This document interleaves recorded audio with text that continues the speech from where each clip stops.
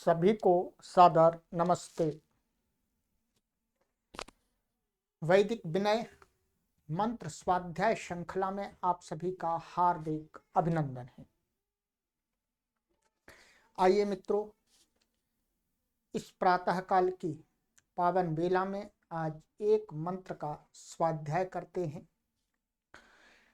आज का मंत्र है, उसकी शिक्षा है, सब हवियां परमात्मा को ही पहुंचती हैं। हवियां अर्थात आहुतियां। मंत्र है, ओम यच्चिद्धि शश्वतातना देवं देवं यजामहे त्वे इद्धूयते हविः। यह मंत्र ऋग्वेद एवं सामवेद के अंदर आया है। ऋषि आजीगर्तिः शुनः शेपः देवता अग्निः छंदः गायत्री। विनय, हे देवाधिदेव एक देव, इस जगत में दो प्रकार के नियम काम कर रहे हैं। एक शाश्वत सनातन नियम है जो सब काल और सब देशों में सत्य है, सदा लागू हो रहे हैं। दूसरे वे नियम हैं जो भिन्न भिन्न अवस्थाओं में ही सत्य हैं, जो स्थानिक हैं, स्वल्पकालिक हैं।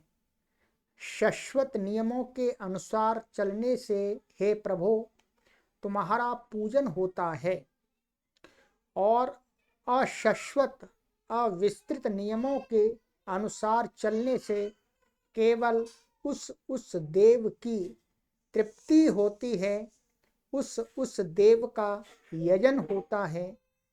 परंतु हे प्रभु, इस परिमित अशाश्वत संसार में रहने वाले हम परिमित अशाश्वत शरीरधारी प्राणी तुम्हारा यजन भी सीधा कैसे कर सकते हैं। हम तुम्हारा यजन इन देवों द्वारा ही कर पाते हैं। फिर तुम्हारे यजन में और इन देवों के यजन में भेद यह है कि हम जो यज्ञ विस्तृत और सनातन दृष्टि से करते हैं वह तो इन देवों द्वारा तुम्हें पहुंच जाता है, और जो यज्ञ परिमित भावना से करते हैं वह इन देवों तक ही पहुंचता है। यदि हम वायु शुद्धि के लिए अग्निहोत्र करते हैं तो यह अग्नि व वायु देवता का यजन है। परंतु यदि हम यही अग्निहोत्र संसार चक्र को चलाने में अंगभूत बनकर करते हैं तो इस अग्निहोत्र से तुम्हारा यजन होता है। यदि हम विद्या का संग्रह अपने सुख के लिए करते हैं तो यह सरस्वती देवी का यजन होता है।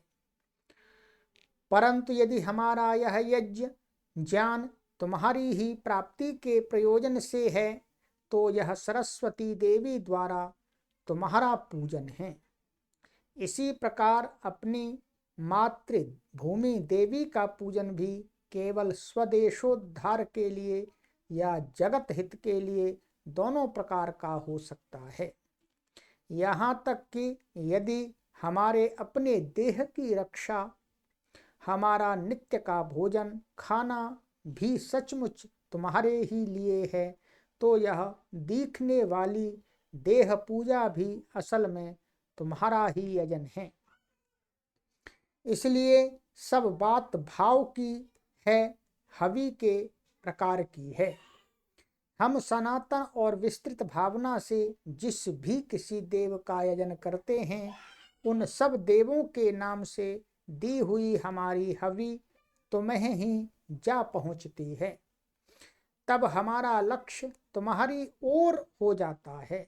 अतएव जब हमारा एक एक कार्य शाश्वत दृष्टि से सनातन नियमों के अनुसार होता है तब हमारे कर्म से जिस किसी भी देव की पूजा होती है वह सब पूजा वास्तव में तुम्हारे ही चरणों में पहुंच जाती है।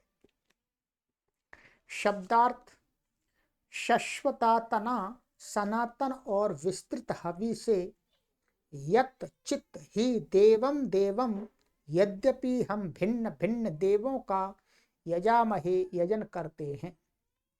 हवि परंतु वह हवि त्वे इत तुझ में ही हुयते हुत होती है, तुझे ही पहुंचती है।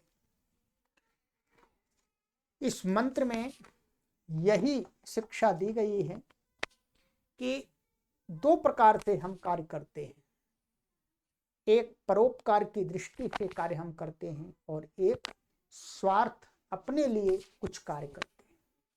तो अपने लिए जो कार्य करते हैं तो वो वस्तुतः उस परम पिता की पूजन में नहीं आता, और जो हम परोपकार की दृष्टि से विस्तृत भावना से जो कार्य करते हैं जिसमें स्व नहीं होता है, तो फिर हम उस वास्तव में परमात्मा को ही उसका श्रेय देते हैं, उसी को समर्पित कर देते हैं। यही शिक्षा दी गई है कि हम परोपकार भी करें, परोपकार करके ही हम उस परम पिता परमेश्वर का वस्तुतः यजन कर सकते हैं। चलिएगा अगले मंत्र में मिलते हैं।